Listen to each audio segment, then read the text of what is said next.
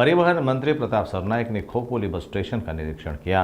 पनवेल से Khopoli ST bus तक यात्रा कर उन्होंने यात्रियों से बातचीत की और उनकी समस्याएं भी सुनी। राज्य के परिवहन मंत्री प्रताप सरनाईक ने हाल ही में खोपोली बस स्टेशन का निरीक्षण किया। पनवेल से खोपोली एसटी बस तक यात्रा करते हुए उन्होंने यात्रियों से बातचीत की और उनकी समस्याओं को समझा।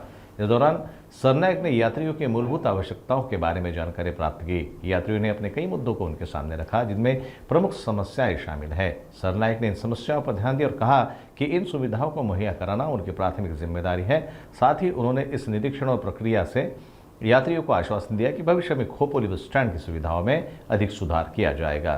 नाही आहे, परंतु आमच्या पक्षाचे प्रमुख आणि मुख्य नेते एकनाथजी शिंदे साहेबांनी उपमुख्यमंत्री श्री एकनाथ शिंदे साहेबांनी मला सूचना केल्या होत्या की आपल्याला राज्यातल्या सगळ्या एसटी डेपो आगार याची पाहणी करायची आणि प्रवाशांच्या काय समस्या आहेत, आमच्या एसटी कर्मचाऱ्यांच्या काय समस्या आहेत त्या जाणून घेऊन भविष्यामध्ये कशा जास्तीत जास्त सुविधा आपल्याला सर्वसामान्य प्रवाशांना देता येईल यासाठी प्राधान्य द्यायचं आणि त्या माध्यमातून मी सुरुवात केलेली आहे। अचानकपणे जर कुठल्या एसटी स्थानकाला किंवा आगाराला भेट दिली तर कर्मचाऱ्यांना आणि अधिकाऱ्यांना वेळ मिळत नाही। नाहीतर मंत्री येणार म्हटल्यानंतर मस्तपैकी साफसफाई डागडुजी आणि मस्त स्वच्छता वगैरे करून दाखवतात, परंतु अचानक आल्यामुळे मग तेवढा वेळ त्यांना मिळत नाही आणि वस्तुस्थिती आपल्याला जशी प्रवाशांना वस्तुस्थितीची जाणीव होते तशी आपल्याला होत असते आणि मी हे राज्यामध्ये सगळीकडे करणार आहे। त्यामुळे अचानक ह्या भेटी देऊन प्रवाशांच्या समस्या जाणून घेतलेल्या आहेत आणि काही प्राथमिक गरजा असतात। तो प्रवाशांनी काय सांगितलं की एसटी वेळेवर आल्या पाहिजे, एसटीच्या ज्या संख्या आहे त्या फेऱ्या वाढवल्या पाहिजेत, आमचं जे प्रसाधनगृह ते स्वच्छ असलं पाहिजे, प्यायला पाणी असलं पाहिजे,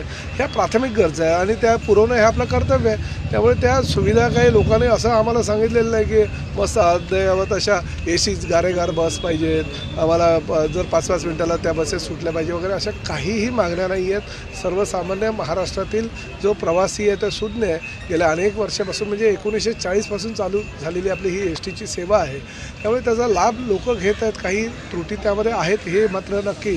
आमचे अधिकारी कर्मचारी त्यासाठी खूप मेहनत करत आहेत, त्याला प्राधान्य पण देत आहेत, परंतु सुसूत्रता मात्र आणावी लागणार आहे। काही गोष्टी ह्याही आपल्याला जाणून घ्यायला पाहिजे की वाहतूक कोंडी, रस्त्यांवर पडलेले खड्डे, पावसाळ्यामध्ये होत असलेला जोरदार पाऊस ह्यामुळे सुद्धा ह्या प्रवाशांवर आणि प्रामुख्याने आमच्या एसटी महामंडळावर बरेच काही परिणाम त्यामुळे होत असतात। त्या सगळ्या गोष्टींचा विचार करून नवीन बसेस कसं आणता येईल, इलेक्ट्रिक बसेस आम्ही 25 आणि 26मध्ये जवळजवळ 5,000हून अधिक जास्त आणण्याचा प्रयत्न करतो आहे। 3,000हून जास्त आम्ही डिझेल बसेस ह्या ठिकाणी आणतो आहे, जेणेकरून चांगल्या सुस्थितीत असलेल्या बसेसनं प्रवाशांना प्रवास करता येईल आणि त्या माध्यमातून सुविधा देण्याचा प्रामाणिकपणे प्रयत्न आम्ही करू।